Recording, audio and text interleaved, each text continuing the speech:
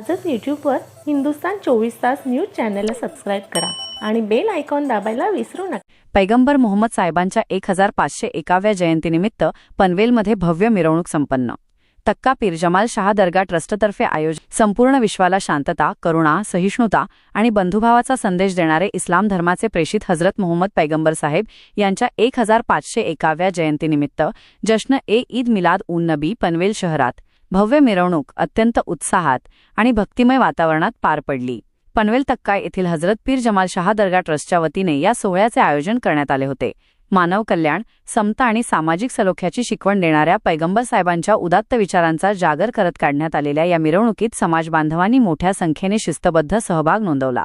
या मंगलप्रसंगी भाजप अल्पसंख्याक मोर्चाचे प्रदेश महामंत्री सय्यद अकबर, पनवेल शहर पोलीस ठाण्याचे वरिष्ठ पोलीस निरीक्षक बाळा कुंभार, गुन्हे पोलीस निरीक्षक शाकीर पटेल, मानवी हक्क संरक्षण फेडरेशनचे राष्ट्रीय अध्यक्ष डॉक्टर मुनीर तांबोळी, सहाय्यक पोलीस निरीक्षक विजय कांबळे, पोलीस उपनिरीक्षक संजय अस्पतवार, पत्रकार विकास पाटील, पत्रकार सुनील पाटील आणि सूरज नागे आदी मान्यवरांनी उपस्थित राहून शुभेच्छा दिल्या। या सोहळ्याचे यशस्वी व शिस्तबद्ध नियोजन हजरत पीर जमाल शाह दरगाह ट्रस्टचे मुख्य विश्वस्त जावेद मुजावर, ट्रस्टी सिजान मुजावर आणि मौलाना नईम अन्सारी यांनी केले। सर्वधर्मीय सलोखा जपत शांततेत पार पडलेल्या या मिरवणुकीचे शहरात सर्वत्र कौतुक होत आहे। जो बड़ा पवित्र नाम है, चंदन लगाने से हृदय का पाप खत्म हो जाता है। तो मेरे मोहतरम दोस्तों, ये सब कुल मिला करके एक ही है, हम और आपने इसे बांट दिया है। अल्लाह कुरान में फरमाता है वो तमाम जहान का मालिक है, वो रहमतुल्लिल आलमीन है, तमाम जहान के लिए अल्लाह ने रहमत बना करके भेजा है। अब इसी को ओम भूर्भुवः स्वः तस्त्वर्तिवर्ण्यं भर्गो देवस्य धीमहि धियो यो न प्रचोदयात्। अगर हम बोलने पे आएंगे बड़ा वक्त चला जाएगा।